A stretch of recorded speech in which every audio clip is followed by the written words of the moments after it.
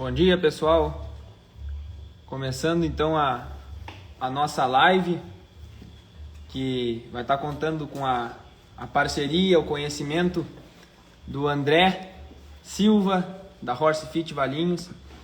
Ele que é um expert nesse tema de preparação física de cavalos, trabalha com isso já há bastante tempo, além de ter uma escola de equitação, além de ter alguns trabalhos de treinamento de rédea, treinamento de tambor. Vai estar contando aí para nós mais ou menos como é que funciona a sua rotina de trabalho.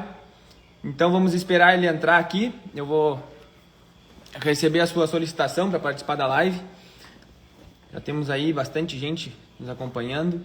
Desde já, muito obrigado por estarem aí conosco. É importante salientar que, sobretudo, eu sou um aspirante nesse tema da doma, né? Eu sou um buscador, um constante buscador, um aprendiz, tanto no tema da doma quanto no tema do cavalo, do mundo que envolve o cavalo, seja de forma sistêmica, seja de forma terápica, seja de forma de treinamentos, enfim.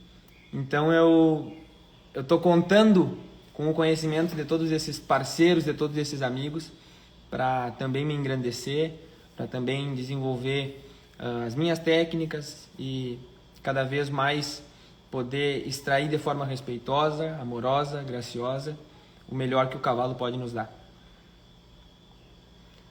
Acho que você que convida a gente, né? Não sei como é que... Acho que é aqui, ó.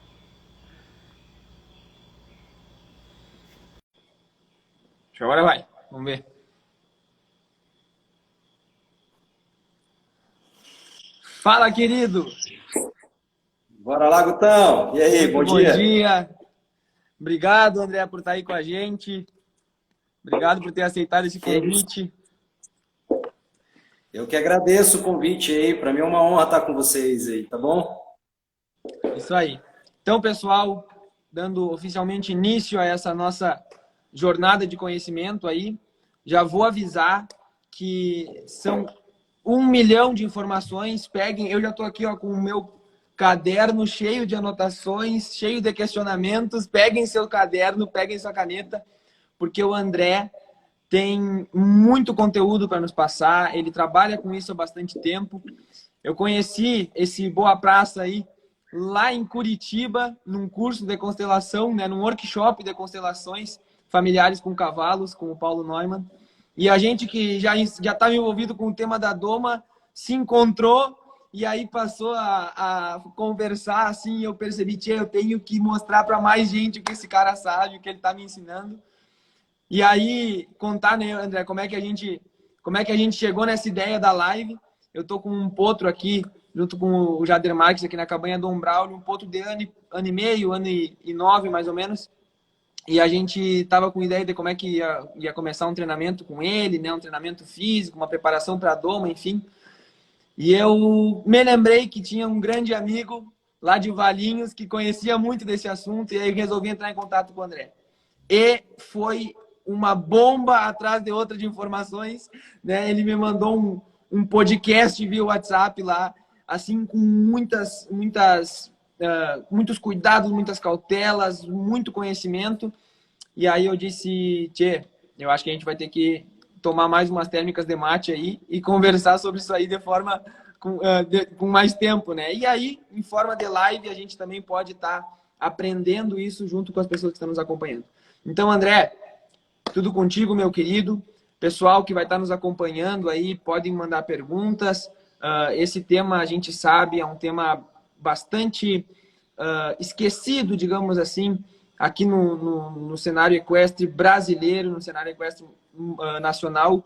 Embora aqui na Europa, embora aqui em outros lugares seja bastante desenvolvido já, né? Aqui a gente não tem tanto essa cultura da preparação física dos cavalos. E eu, que sou um estudante de veterinária, né, sabendo também da não abordagem desse tema especificamente no nosso curso, né, a não ser que a gente faça especializações, a não ser que a gente vá buscar isso de forma externa, né, posterior ao curso, também acho de extrema valia estar desde agora, desde o tempo de ensino, desde o tempo de estudo, na prática, desenvolvendo essas técnicas aí, junto com gente que conhece, junto com gente que já é renomada no cenário do cavalo nacional. Então, André, é tudo contigo. Obrigado desde já. E eu já estou com o papel e a caneta aqui para anotar as tuas informações. Valeu, Gutão. Obrigado a galera de casa aí, que tá assistindo a gente, né? Tirou aí um domingão de manhã para estar junto, a gente trocar experiência e conhecimento, né? Vai ser muito bom estar com vocês e a gente poder criar aí diversas expectativas com a condição de busca de conhecimento. Essa é sempre a ideia, né? A gente crescer junto. Então, obrigado a todos aí que estão participando. Lembrando que daqui a pouco a gente vai também abrir aí para algumas questões, mas que as perguntas sejam postas diante do tema da preparação física mesmo. E a gente vai evitar falar um pouco, né? De especificidades, por exemplo, né? Técnicas, de embocadura, enfim. Não é esse o objetivo da live de hoje. O objetivo é falar realmente dessa parte de preparação física do cavalo. Eu vou dizer até que vai ser uma necessidade, né, do mercado daqui para frente, tá?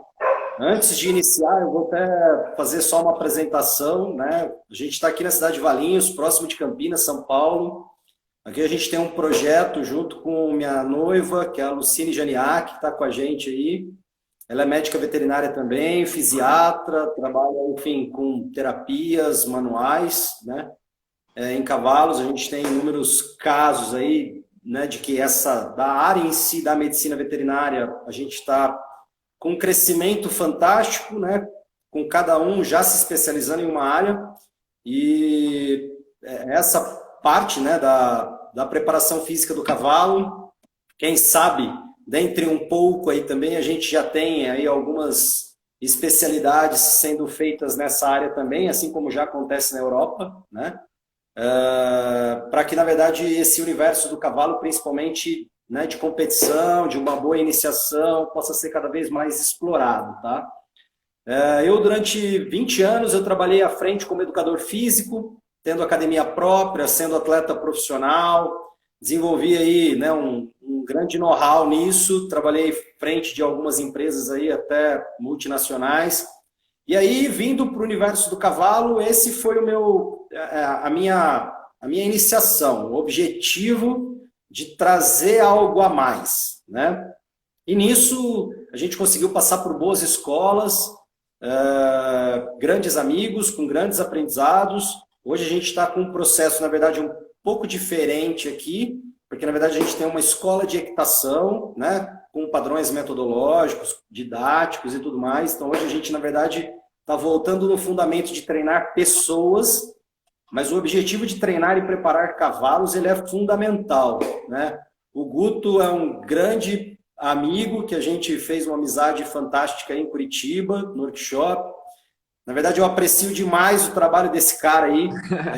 Só está começando, mas na verdade começando com um mega potencial. Então, parabéns, Gutão. Obrigado, tio. Eu não sou puxa-saco, não, mas eu elogio quem merece. Tá certo. Você merece. Enfim, vamos lá. É assim, galera, para a gente começar, tá? Para a gente começar a falar de preparação física de cavalo, eu costumo dizer, se a gente pensar numa pirâmide, quanto melhor for a minha base, quanto maior for a minha estruturação de base, mais eu consigo fazer essa pirâmide crescer, né? Então, quanto mais alicerçado eu tiver o treinamento do meu cavalo, distantes condições inacreditáveis talvez a gente consiga fazer com esse animal, tá? Claro que aí a gente está falando aqui de uma condição e de uma possibilidade de ter um excelente atleta, né? Quando a gente fala de preparação física, a gente pensa no atleta de primeiro momento. Mas também, se eu quiser ter simples animal de passeio ou simples animal que eu lido no campo, mas que esse animal, na verdade, esteja bem mentalmente e fisicamente, o objetivo é comum. Da mesma forma. Então, é eu trazer esse cavalo, na verdade, para uma melhor condição. André, existe, assim, uma separação né, de um ponto de vista pensando, na verdade, num treinamento técnico e num treinamento físico, como a gente comentou no começo, no Brasil ainda não existe esse tipo de trabalho, tá? Mas é necessário. A gente tem aí grupos, eu conheço aí a LAFEC, por exemplo, né, que é de Jaboticabal, que fazem aí grandes estudos nas bases de fisiologia equina. Acho fantástico o trabalho deles, né? Tinha um grande parceiro, o Ricardo, de Portugal, formado pela Escola Portuguesa de Equitação, que teve aqui, terminou o mestrado, o doutorado, enfim, e ajudou bastante o grupo a mensurar o quê? Analisar dados, né? Então eu coloco um cavalo numa esteira, coloco um frequencímetro nele e entendo, né, na verdade, o que ele está predisposto a fazer em cima da esteira, apesar de o trabalho do cavalo não ser em cima de uma esteira, mas às vezes as avaliações elas podem ser feitas também com o uso da esteira, né? E na verdade posso também fazer a retirada, né, de coleta de sangue, fazer análises, por exemplo, de milimols, para entender onde esse cavalo fisiologicamente ele consegue chegar. Mas daí a equalizar a prática disso, ou seja, eu tenho os dados, e de que forma eu mensuro isso dentro de um treinamento, na minha realidade, no meu dia a dia, aí que está a questão, né? Então por quê? Porque eu entendo que, vou trazer para o lado humano, né? Um jogador de futebol, que na verdade é profissional, né? Esse jogador de futebol não necessariamente ele só trabalha o coletivo do futebol. Então esse jogador ele precisa criar dentro do próprio time análises técnicas, estratégicas, movimentação, preparo físico, preparo mental e assim sucessivamente. E não então, especificamente o treino de futebol. Não é, Gutão. Então, a gente não tem a especificidade. Tá? Que é a especificidade? O exercício por si só é isolado e só aquilo ali. Então, por exemplo, eu pego um cavalo de rédeas e eu coloco ele dentro de uma pista e só exijo manobra de rédeas e eu acredito que naquelas manobras, naquele treinamento, esse cavalo vai melhorar de performance. Às vezes não, às vezes eu posso ter algum ponto de bloqueio. Claro que, né, a própria medicina veterinária já está trabalhando, por exemplo, né, com parte odontológica, com parte de fisiatria, para, na verdade, minimizar as condições de dores e de lesão, né? Mas o trabalho físico também ele passa a ser uma ideia de um trabalho preventivo. Tá? Por quê? Para que eu não tenha esse animal realmente, que ele esteja, para mim, em boas condições. Né? E o que pode ser uma lesão irreversível, né? Deixa eu fazer um pequeno parênteses na tua fala, André, porque eu vi que entrou aqui a Júlia, e a Júlia, ela me mostrou um dia, ela participou de um workshop de Doma Índia conosco, e depois ela me chamou para ir lá ver o cavalo dela. O cavalo dela tinha o seguinte histórico, ele era o melhor girador, era um baita de um cavalo de rédeas, uma genética fantástica, um cavalo excelente de morfologia. E aí ele começou a se aborrecer para fazer os exercícios, começou a ficar cada vez mais bravo, começou a cair, porque eles separam eles por categorias, né, digamos assim, de potencial. Começou a cair nessas categorias de potencial. E aí eu, daqui a pouco, perguntei para ela se ele tinha alguma lesão, se tinham feito algum diagnóstico de lesão nele. E, de fato, ele estava com, se eu não me engano, era uma lesão nas mãos, né, que 90% de certeza que veio, né, foi oriundo dos giros que ele fazia, que provavelmente eram os melhores giros que poderiam ser feitos. E aí eram mostrados, e aí eram externados, e eram cada vez feitos com mais frequência, e acabou causando essa lesão nesse cavalo. É um cavalo que a gente está hoje deixando ele lá, eu fui lá conhecer ele, a gente está deixando ele em descanso, talvez vá perder aí toda uma temporada, vai perder todo um ano de performance, porque teve uma lesão por conta da falta de prevenção, por conta da falta de preparo, porque as pessoas faziam com ele um treinamento específico, né? Um treinamento só daquelas manobras, enfim. Isso daí é uma coisa complicada, Guto. Você falou várias coisas super importantes aí, né? Eu vou sempre reportar para o lado humano para ficar mais claro a gente entender, né? Mas, por exemplo, você falou de uma lesão que veio, na verdade, de um provável esforço repetitivo. Né? Então, esse esforço repetitivo em fazer sempre as mesmas coisas, né? A gente não pode acreditar que fazer as mesmas coisas a gente vai ter resultados diferentes. Então, na verdade, para a gente ter resultados diferentes, a gente precisa criar, né, formas diferentes de desenvolver esse trabalho. Então, o treinamento físico é isso, né? É eu encontrar, na verdade, de que forma eu posso ter meu cavalo numa condição tanto física quanto mental, melhora para as respostas do que eu vou pedir para ele, seja rédeas, tambor, salto, enfim, qualquer tipo de esporte, tá? Quando eu trabalho muito a repetição de um movimento, na verdade, sem ter um corpo preparado para aquilo, eu costumo dizer que às vezes eu tenho um cavalo atleta, mas não tenho um corpo atlético.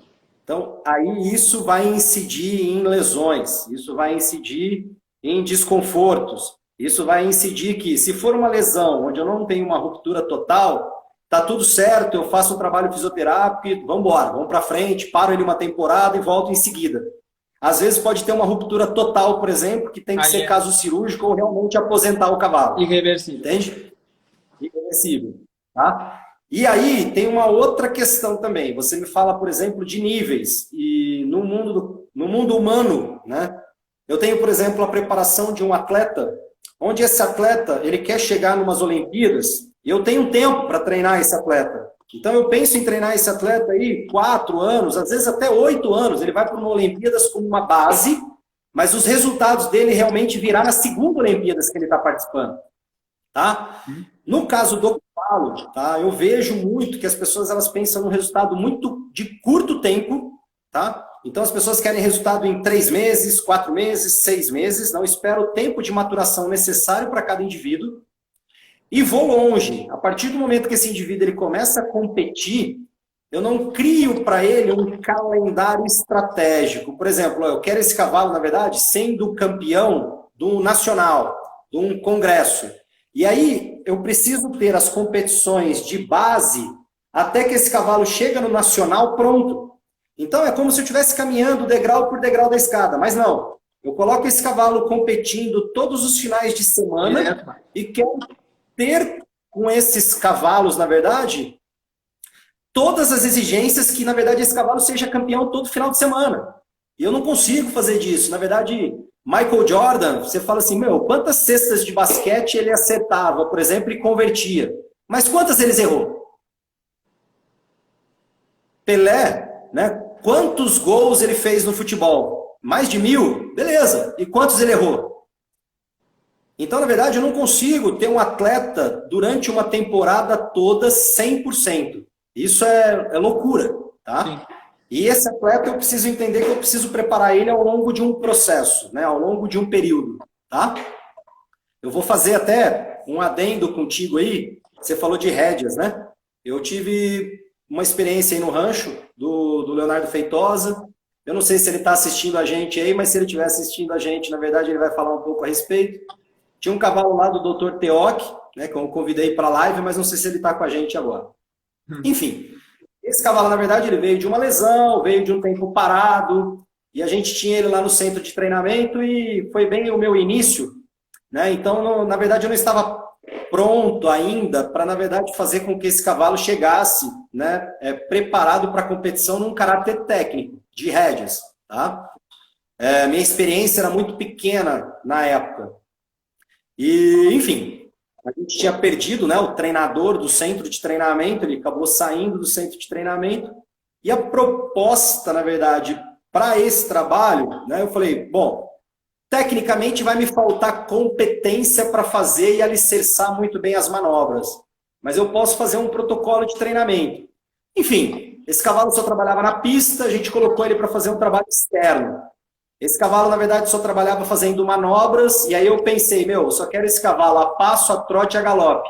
E aí fazia trabalhos com varas para aumentar a amplitude dele de passada, ou seja, melhorar a condição física do cavalo e diminuir o nível de estresse dele nas medidas técnicas específicas de rédea. Dá uma ênfase nessa questão das varas aí, desse trabalho com as varas, porque pelo menos eu não conhecia, quando tu comentaste comigo, eu não conhecia ele ainda, e eu acho que vai ser legal do pessoal que está nos acompanhando aí de ficar sabendo. Bem interessante. Vamos lá, eu já volto para as varas aí, beleza? E, enfim, esse cavalo, na verdade, a gente fez uma planilha de treinamento, uma crescente de treinamento, onde o objetivo, então, era preparar esse cavalo só fisicamente, eu não trabalhava manobras nesse cavalo. E esse cavalo, na verdade, claro que aí, estrategicamente, a gente pensou, pô, vamos chegar antes no nacional, e aí a gente pediu, né, o auxílio do Marcelinho de Almeida, um baita treinador de rédeas, dentre muitos outros, né? E, na verdade, o Marcelinho até pediu a manobra, o cavalo fez. Pediu a manobra, fez. Manobra que era para 0, começou a fazer para mais meio. Enfim, ele falou assim, cara, quem está treinando esse cavalo, né? E aí o doutor falou, né, que é o André, mas na verdade o André estava fazendo só um trabalho físico, ele até nem acreditou, ele pensou que na verdade estivesse trabalhando manobras realmente, mas não estava, não fiz nenhum trabalho de manobra. E na verdade esse cavalo melhorou. Mas por que ele melhorou? Porque ele ficou melhor fisicamente. A gente diminuiu o estresse dele mental de pensar em pista de rédea. A gente colocou esse cavalo para viver como um cavalo, fazendo trabalhos externos. A gente criou uma condição de que a forma física dele executar os movimentos, por conta dele ter uma melhor estrutura, eu acho que está cortando um pouquinho aí, mas vamos embora. A ideia de melhorar isso deixou, na verdade, o cavalo trabalhando de uma maneira mais leve.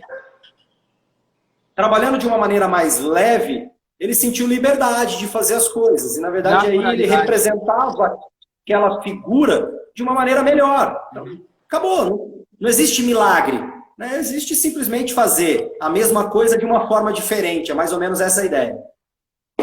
Isso é Vamos muito lá. Legal, porque quando vem toda essa visão das pessoas, né, sobre o nosso manejo com cavalos, esse tema que está tão em alta da escravização dos cavalos, né, isso tudo que a gente foi bastante criticado, assim, e a gente acaba percebendo, através desse teu relato, através dessa tua história, que o cavalo, quanto mais naturalmente ele fizer o movimento, quanto mais liberto ele fizer o movimento, com melhor performance esse movimento vai sair. Tchê, olha que coisa mais magnífica, né? É o trabalho externo, é o trabalho dinâmico, né? São trabalhos diferentes a cada dia e que vão trazer esse cavalo para uma melhor performance. Então, isso vai muito a favor da nossa filosofia de trabalho, né, André? Que é garantindo o bem-estar, que é garantindo que o cavalo seja cavalo. Com certeza, Guto. E, na verdade, assim, se ele vai aprender com paciência, se é para ele aprender com suavidade, se é para ele aprender na obediência, se é para ele aprender na repetição, cara, eu consigo fazer ele fazer tudo isso, na verdade, pensando no melhor físico. E aí, entra num fator que, na verdade, o Ricardo, esse amigo de Portugal que teve aqui no Brasil, a gente comentava muito, cara, das questões... Daqui a pouco eu volto nas varas, não esqueci não, tá bom? Ele comentava muito nas questões de que hoje em dia a gente busca, né, genética, padrão morfológico e tal. E a gente esquece dos fatores ambientais, dos fatores externos, que é alimentação, clima, manejo, treinamento.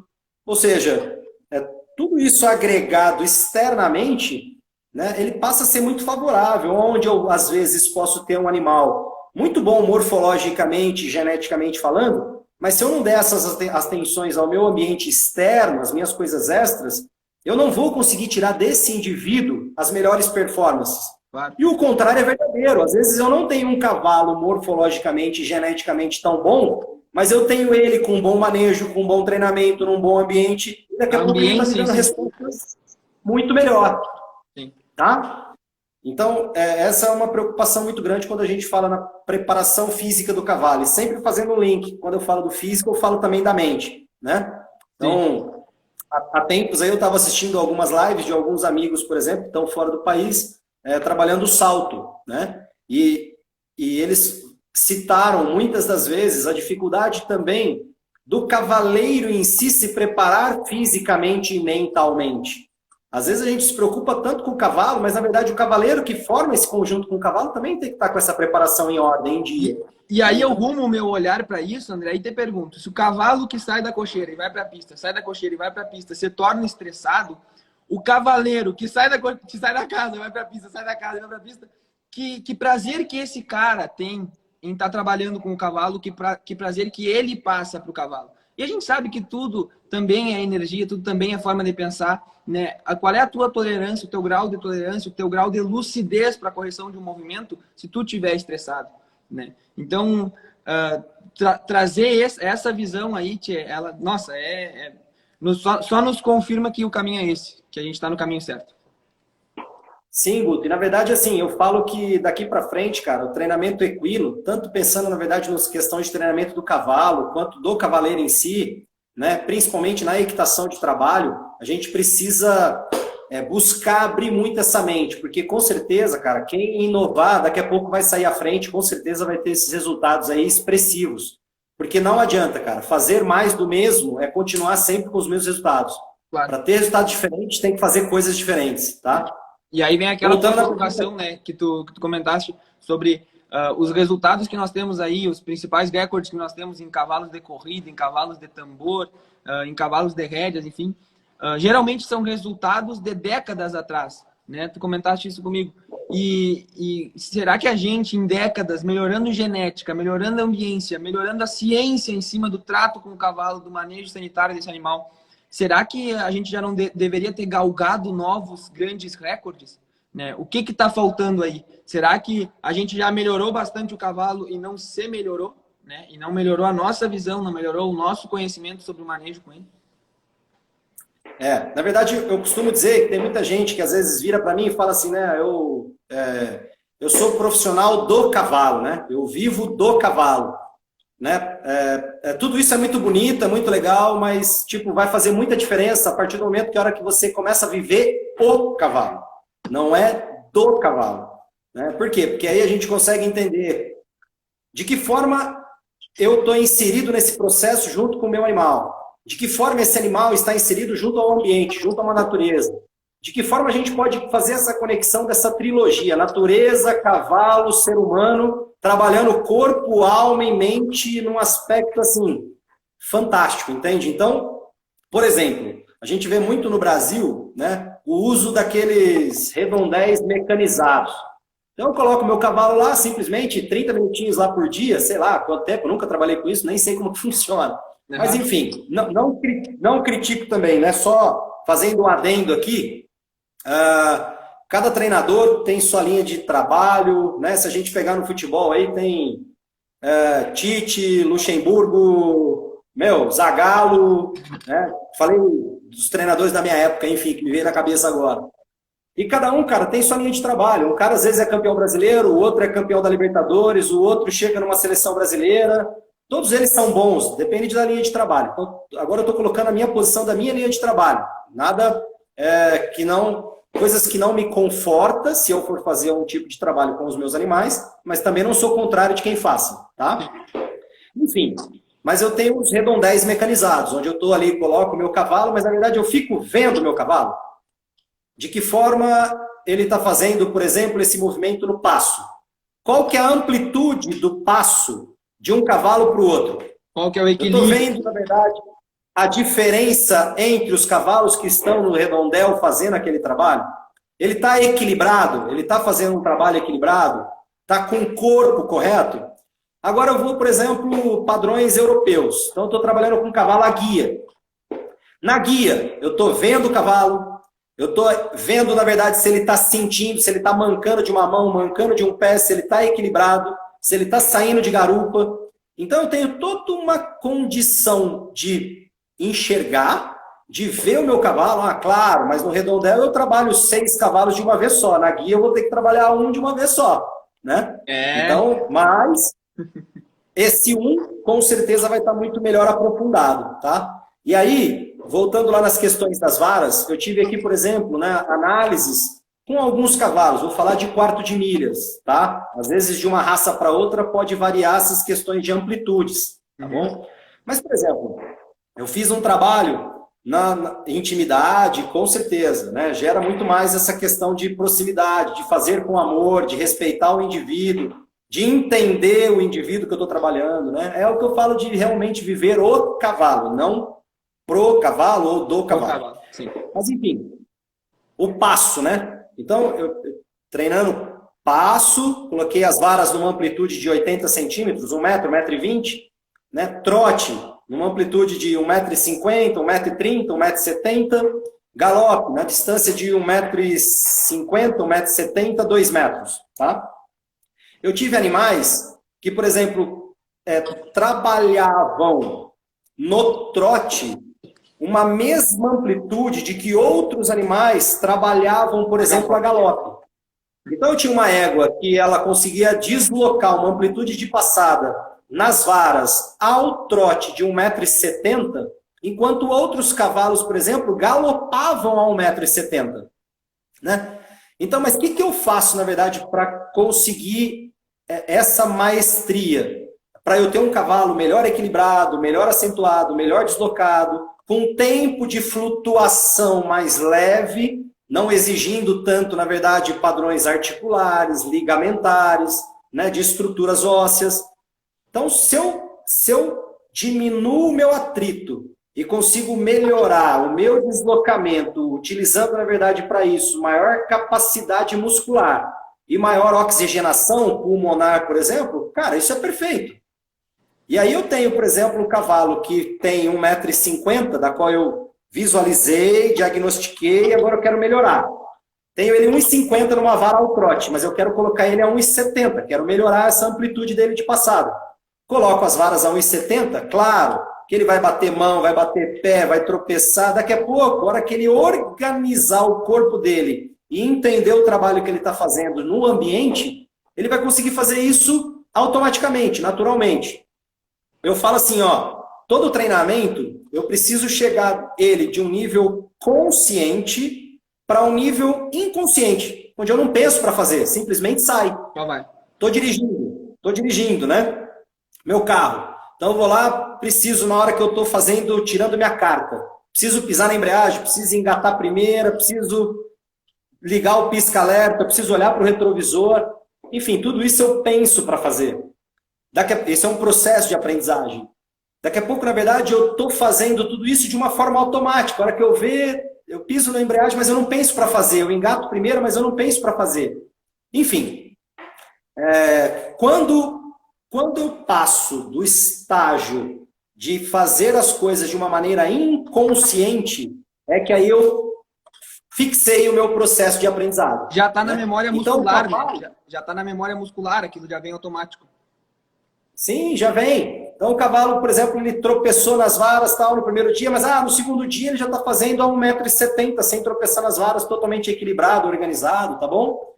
Fizeram uma pergunta aqui a respeito das varas no redondel mecanizado. Não sei se foi essa a pergunta. Não, eu acho que esse pessoal, por exemplo, o Domarte ali, que é um rapaz que eu conheci, que também trabalha com Doma Índia, André, e ele provavelmente está perguntando como é que funciona essa questão das varas. Foi o que eu imaginei, porque aqui não é muito comum, acredito que na região dele também não. E ali a Deia Lano, que eu, se não me engano, é aqui do Rio Grande do Sul, está perguntando também como é que começa com as varas. De repente, tu poderia explicar para nós como é que é esse manejo com as varas, como é que tu aumenta essa amplitude de passada do cavalo através das varas? Exatamente. Eu começo com as varas no chão, tá? Preciso entender, na verdade, a movimentação de cada cavalo. Tu mede? Preciso entender, por exemplo, esse cavalo livre, sem as varas, a amplitude que ele dá de um pé por uma mão na passada completa. Criei esse diagnóstico, vi que ele faz a passada, né, na verdade, das varas tipo de 1 metro, né? Então eu crio uma condição de colocar essas varas em princípio de 1 metro, só para ele simplesmente fazer a extensão do membro. Às vezes o cavalo, eu tenho ele, eu vou até tentar me expressar aqui agora, mas eu tenho ele muito relaxado, mas às vezes ele está relaxado e está, na verdade, descendo a linha dos ombros. Isso, na verdade, pesa o movimento. Então eu tenho que ter o cavalo relaxado, mas, na verdade, com os membros elevados. Então ele tem que estar solto o movimento, mesmo que esse movimento esteja um pouco relaxado, mesmo que esteja um pouco descontraído, tá? E aí eu faço essa abertura. Então, aos poucos, eu vou melhorando o quê? A movimentação do meu cavalo. Quando eu falo de criar as possibilidades de trabalhar com varas e, na verdade, fazer isso, né, em espaçamentos, cada indivíduo respeitando, na verdade, cada amplitude, né? Eu estou simplesmente fazendo com que ele tenha um treino educativo para poder fazer os movimentos, na verdade, mais simples. Então, por exemplo, eu vou correr 5 quilômetros. Como é que eu faço para correr 5 quilômetros? Eu simplesmente corro? Não, eu preciso entender de que forma o meu tronco tem uma postura certa, de que forma eu elevo o meu joelho, de que forma eu coloco o meu calcanhar para a bunda, de que forma, na verdade, eu fecho a linha do meu abdômen, de que forma eu respiro, puxo pelo nariz, solto pela boca, enfim. Então, eu preciso entender. Se a pergunta também, né? Essas varas eu posso colocar num redondel? Pode, tá? Por que que no Brasil, né, enfim, na América, a gente usa o redondel? Por conta dele dar uma limitação externa do cavalo, tá? Então ele dá uma limitação do cavalo, na verdade, entre aspas, não sair de garupa, tá? Já estou entrando até numa parte um pouco técnica, mas deixa eu explicar, né? Não, é importante. Mas isso eu faço num redondel e não necessariamente, tá? Se eu colocar, por exemplo, né, pneus no chão, demarcando uma área, essa área sendo até quadrada, não precisa nem ser redonda, né? Eu tenho esse cavalo, na verdade, trabalhando dentro comigo. E aí eu posso colocar essas varas também para dentro. A partir de um momento que o cavalo, na verdade, ele trabalha sempre pensando na parte interna, sempre pensando nos flexionamentos, né? Sempre pensando, na verdade, na onde eu mantenho essa linha de amplitude, mas eu não perco a minha flexibilidade. Normalmente a gente tem isso, né? Na inversão, tá? Mesmo trabalhando montados depois com reversão, mas eu tenho isso na inversão. A partir do momento que eu tenho esse cavalo organizado de corpo, eu não preciso me preocupar, na verdade, em ele ficar pensando para fora. Dificilmente ele vai começar a sair de garupa, rodar isso. A partir do momento que eu tenho o cavalo enganjado. Mas para eu buscar esse engajamento, às vezes é necessário um redondel, às vezes é necessário colocar pneus e formar um quadrado. André, se eu fizer uma figura no chão de redondo, de quadrado, de triângulo, desde que o cavalo trabalhe internamente, eu posso criar para ele diversos tipos de figuras. Sim. Entende? Ele já se sente preso, digamos assim, ele já se sente adentrado ali. Uhum. Exatamente. Eu acho que esse trabalho das varas, o pessoal se interessou bastante. Até a Jenny Lamin, Caroline Lopes, mais outras das gurias das domadoras estão nos acompanhando. Acho que a Mari está acompanhando também. Muito obrigado, gurias, por estarem aí. São gurias que participaram há pouco aí de uma websérie aqui no Rio Grande do Sul. Aliás, na Cabanha São Rafael. E eu acho que esse trabalho com as varas, né, depois a gente vai colocar um vídeo, se tu puder me enviar via WhatsApp, ou a gente coloca no teu Instagram mesmo e eu publico no meu, para que a gente possa ver como é que tu faz, porque aqui realmente não se tem, né? E essa questão desse tipo de trabalho dinâmico e que são desafiadores em um primeiro momento para a mente do cavalo também, porque ele vai ter que começar a se orientar, vai ter que começar a se regular. Isso é um trabalho muito europeu, né? Esse tipo de técnica de trabalho é bastante europeu, né? Pelo menos eu acompanhando o pessoal de lá, assim, a gente tem alguns contatos de lá e a gente vê o pessoal trabalhando sempre assim, com essa forma de varas ou de pneus, enfim, troncos.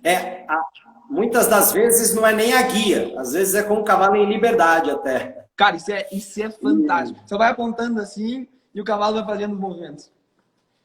E, na verdade, Guto, a gente falou, por exemplo, das varas, né? Mas até uma pergunta aqui, se as varas elas melhoram as questões da própria andadura, da própria amplitude de passada. Sim, com certeza. Tá? É isso que a gente busca, na verdade, né? Para que ele melhore essa angulação, essa projeção, que se ele usar os posteriores ainda, a gente tem um trabalho de propulsão, né? Que depois a gente pode, inclusive, aumentar essas varas, pode colocar essas varas, por exemplo, a 20 centímetros do chão. Sou muito favorável em treinar em alguns cavalos, mesmo que não sejam para saltos, também a saltar, para melhorar essa propulsão, essa alavanca de mola, tá? Para outras modalidades. Sou a favor de trabalhar, por exemplo, em terreno irregular. Então, eu vou rodar meu cavalo à guia num terreno, por exemplo, que tem um aclive. Então, aqui ele está descendo à direita e subindo à esquerda. Depois eu rodo o contrário, né? Sou a favor, por exemplo, de trabalhar no meu terreno aqui, eu fico no centro, desse meu lado esquerdo, por exemplo, eu tenho um terreno mais baixo, desse meu lado direito tem um terreno mais alto. E aí eu passo o cavalo trabalhar descendo, né? Tipo, descendo e subindo, descendo e subindo, pegando uma variabilidade do terreno. Isso trabalha a propriocepção do cavalo, porque na verdade ele precisa ter um movimento articular para poder, na verdade, fazer com que ele consiga desenvolver melhor questões ligamentares, articulares, musculares e outras coisas mais. Então, eu tenho terreno irregular, terreno com descidas e subidas, trabalhos de varas, trabalhos externos, né? Tudo isso para quê? Quando eu penso no cavalo tecnicamente, eu penso, né, em ele fazendo um spin, em ele fazendo uma parada, em ele fazendo um esbarro, em ele diminuindo, na verdade, né, velocidades. Cavalo, na verdade, com um trabalho enganjado, né, respeitando minhas mãos, respeitando minhas pernas. Tudo isso é técnico, tá? Tudo isso entra, na verdade, em uma questão do treinamento em si do cavalo. Quando eu falo, na verdade, do cavalo, pensando, na verdade, num treinamento físico, é teoricamente o que eu preciso na doma. A única coisa que, na verdade, que na doma eu preciso é que o cavalo me aceite em cima, né? Fora isso, eu preciso ter o cavalo para frente, para trás, para um lado, para o outro. Só isso. Então, quando eu falo em treinamento físico, é simplesmente fazer isso, não é manobras, né? Mas simplesmente fazer o cavalo, na verdade, ir para frente, para trás, para um lado e para o outro, numa melhor facilidade, fazendo com que ele tenha um melhor andamento ao passo, um melhor andamento ao trote, um melhor andamento ao galope. Eu vejo, por exemplo, né, muitos vídeos de amigos, por exemplo, que trabalham com jockey, né, seja, na verdade, os trabalhos em circuitos ou mesmo em canchas retas, né? E você vê, por exemplo, os cavalos eles correndo, mas todo desorganizado, todo desalinhado, todo descoordenado. E aí eu quero exigir que esse cavalo ele corra cada vez uma velocidade maior, uma crescente, sem esse cavalo sequer entender o próprio corpo. Eu não consigo imaginar algo nesse sentido acontecendo. A mesma coisa é a falta da visão atlética, né? É a falta da visão atlética daquele cavalo. Exatamente. A mesma coisa de eu pensar, por exemplo, não, cara, eu sou muito bom em tiro e explosão, eu quero competir com o Usain Bolt. Usain Bolt, fica do meu lado aqui, vamos correr aqui de 100 metros e a gente vai junto. Então não tem como, tá bom? Muito legal. E André, a gente está chegando aí aos nossos últimos 15 minutos de live, né? E com certeza, guris, eu vou deixar a live gravada aí. Aquele primeiro momento que a gente se contatou, especificamente sobre um cavalo aqui da Cabanha do Braulio, que era o Potro Amoroso, e eu vi que eu estava cometendo uma série de equívocos, né?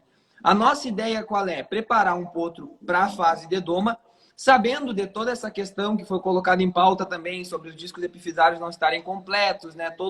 Todo o esqueleto do cavalo ainda não estar formado e vai estar formado plenamente lá pelos 9 anos de idade, né? E a gente, sabendo de tudo isso, com uma preparação muscular, uma preparação de tendões, uma preparação de articulações, suprir a falta da formação óssea desse cavalo para que ele possa entrar no estágio de doma com um melhor condicionamento físico e sem riscos de lesões. Bueno, vai o Guto, que não entende nada de preparação física de cavalos, né? É um baita de um buscador, mas que ainda está aprendendo com certeza.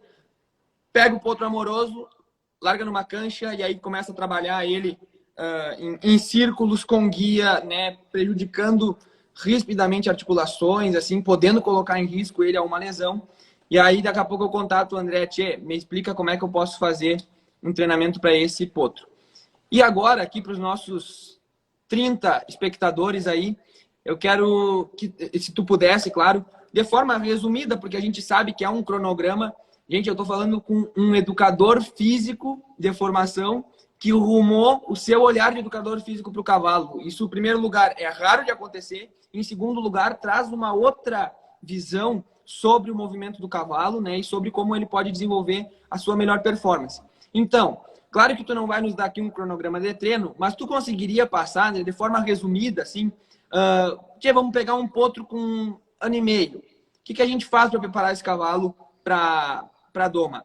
É há 1 ano e meio a melhor época para preparar ele para doma? Ou é antes ou é depois? Depois, um cavalo que está em doma, né, quais tipos de movimentos esqueléticos a gente pode procurar desenvolver nele para que ele tenha uma maior capacidade de aguentar o cavaleiro e desenvolver os seus exercícios? E depois, um cavalo mais senil, como é que a gente pode fazer essa movimentação também? Tem como explicar rapidinho para nós?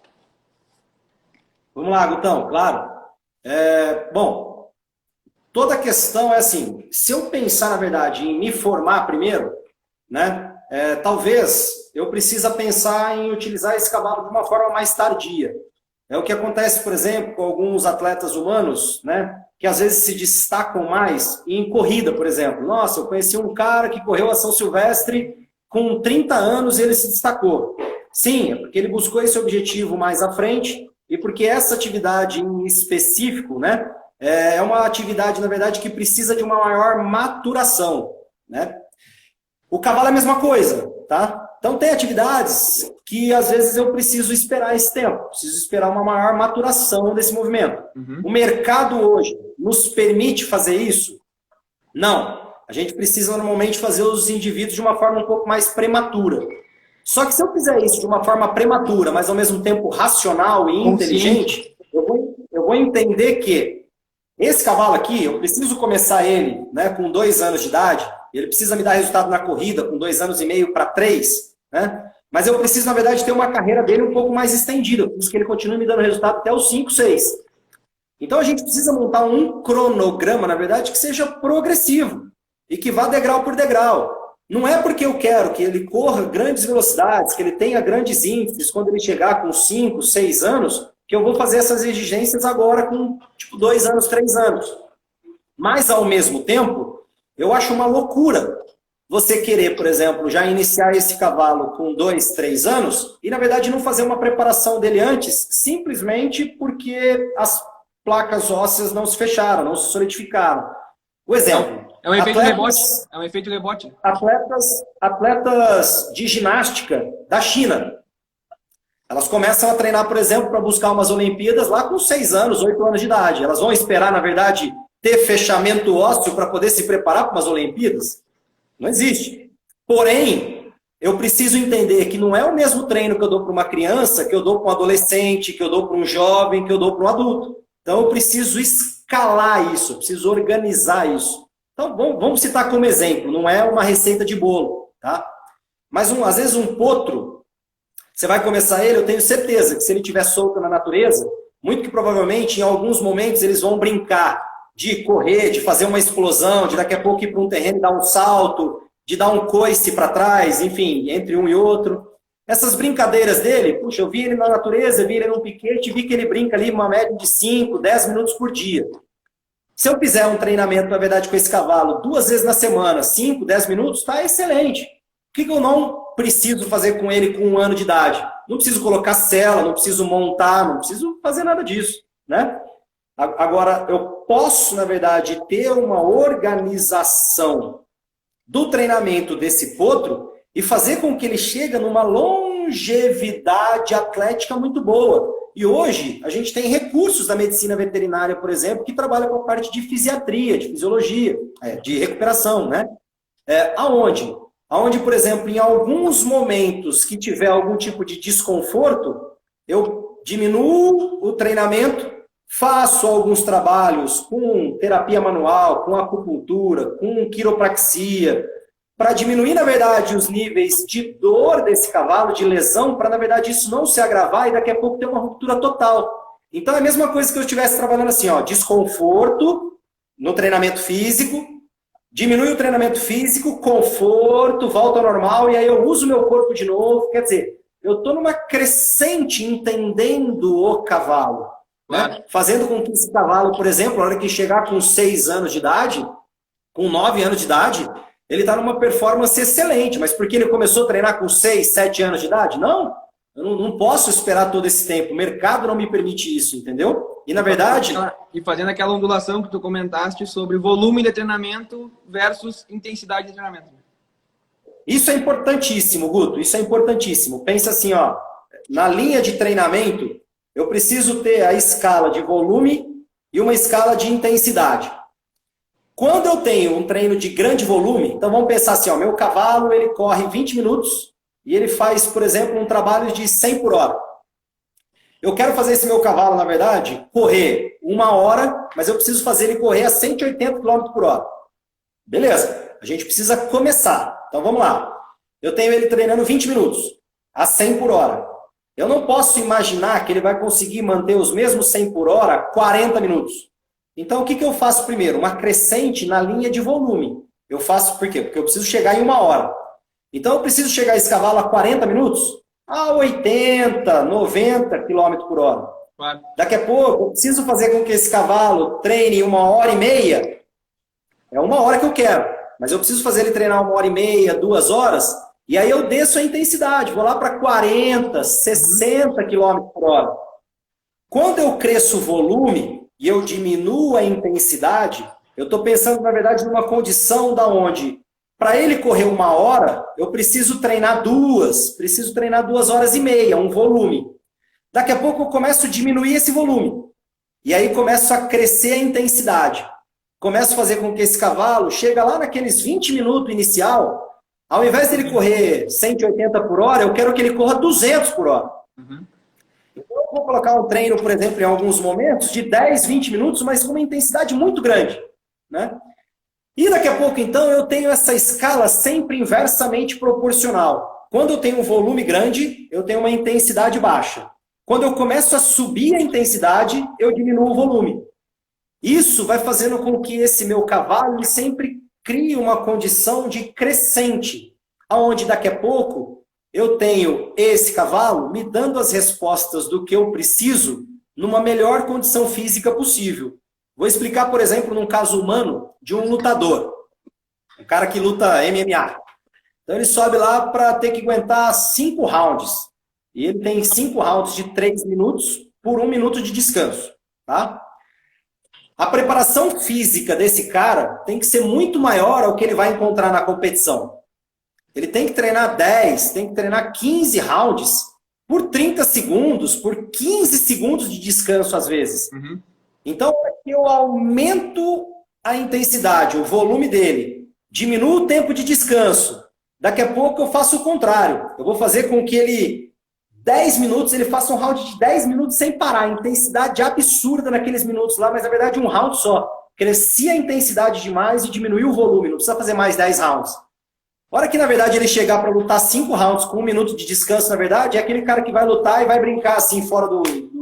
A hora que ele for descansar com o técnico dele, ele não vai nem sentar na cadeira. Ele vai ficar na verdade em pé, falando, meu, tô pronto para mais, vamos para cima. Né? Então eu tenho esse atleta pronto. Por quê? Porque fisicamente eu exigi dele muito mais do que a competição é por si só. E aí a competição passa a ser uma brincadeira. Entende? Ele está mais apto. É o que precisa começar a acontecer no mundo do cavalo. Os treinamentos físicos têm que chegar num ponto onde teoricamente correr, onde teoricamente virar um tambor, onde teoricamente fazer manobras é uma brincadeira para ele. E aí a gente tem um cavalo dando tudo de si com uma preparação física que condiga com isso. Cara, impressionante, muito, muito bom. Aí entra uma questão. Uma pergunta. Quando eu falo, na verdade, numa busca de atleta, né? Até o Luciano aqui, parceiraço nosso aqui, que trabalha com kettlebell, ele está falando fazer isso em ciclos de planilha. É isso mesmo. É criar planilhas e criar, na verdade, com que essas planilhas tenham ondulações, que a gente chama de períodos. Então, eu preciso entender onde eu quero chegar e os períodos dos meus treinos. Ó, nesse meu mini período, eu quero fazer esse cavalo chegar em tal lugar. Daqui a pouco, eu tenho um outro mini período que ele chega em um outro lugar. Onde ele chega num macro período, né? Então, pensando lá no macro, lá adiante, com vários micros, ele vai chegando até lá em cima. Claro. Pensando em cada degrau da escada, chegar até no topo da escada. Tá? E, numa contrapartida a isso, quando eu falo, na verdade, de indivíduo atleta, o ser humano é assim, eu não estou falando, na verdade, que ele é extremamente saudável. Então, a gente tem que buscar a forma que a gente conforta isso. A forma que, na verdade, esse treinamento, no ser humano a gente faz normalmente assim, ó, vamos falar rapidinho. Eu tenho um treino, na verdade, de adaptação. Faz uma semana. Depois eu tenho um treino ordinário. É uma crescente da adaptação. Vou mais uma semana. Depois eu tenho um treino de choque. É um treino mega intenso. Mais uma outra semana. Depois eu tenho um regenerativo. Então tem que recuperar. Então eu cresço, e aí eu desço. Então eu tenho que ter estágios de recuperação. Onde nesses estágios de recuperação eu preciso, às vezes, fazer um tratamento fisioterápico, onde eu preciso fazer um tratamento odontológico, onde eu preciso buscar recursos para melhorar e minimizar as possibilidades de lesão e dor nesse cavalo e maximizar e aumentar o fator de treinamento dele, entendeu? Então eu tento equilibrar. Teve uma amiga nossa que ela falou bem isso agora. Equilibrar a busca de saúde pelas exigências, na verdade, de capacidades atléticas.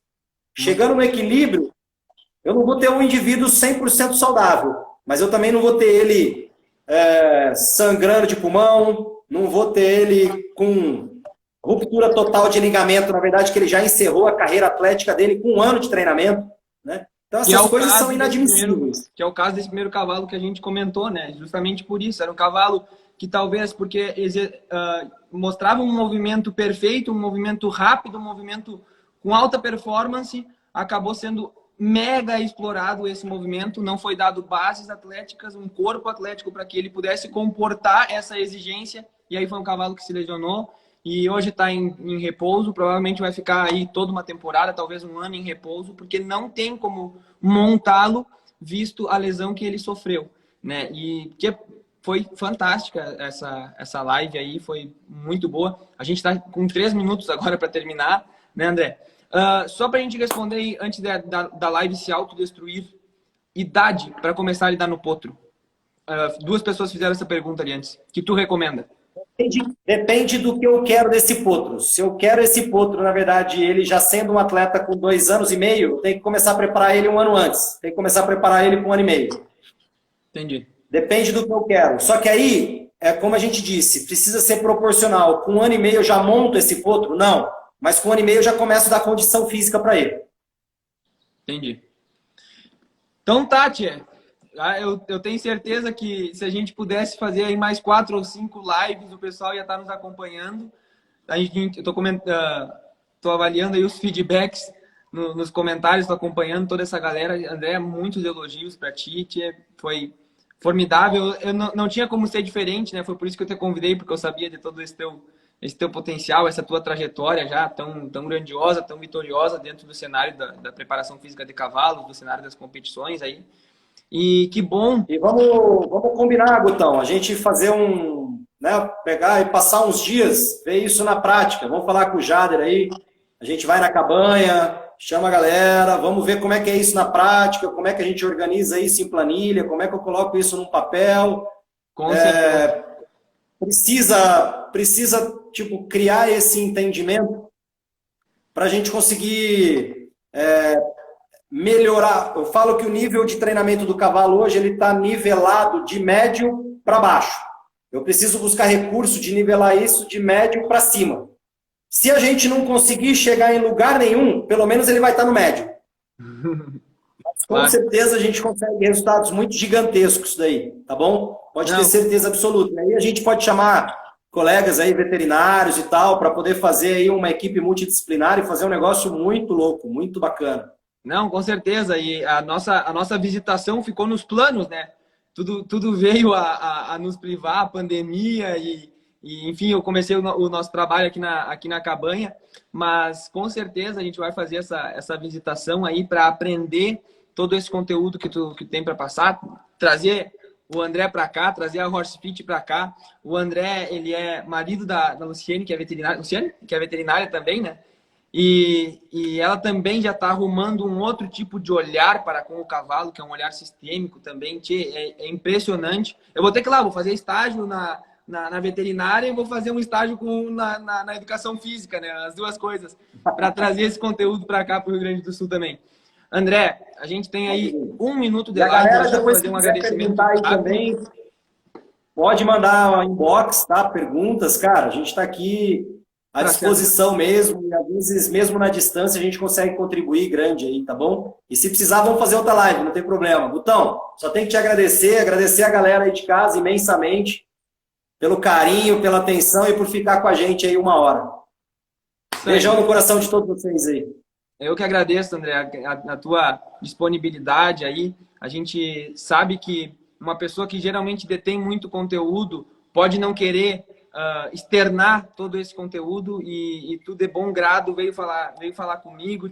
Quando eu te perguntei sobre o cavalo, tu me deu um e-book escutado ali que eu pude acompanhar. Então, muitíssimo obrigado. Doma Arte, a Luciane, as gurias das domadoras lá que estão acompanhando, pessoal do cavalo, do mundo do cavalo. Muito obrigado. A gente vai ter mais lives como essa, onde eu vou poder compartilhar, não o meu conhecimento, mas sim o meu aprendizado, né? Compartilhar com todos o que a gente está aprendendo. Um beijão no coração, 3 segundos. Fiquem com Deus.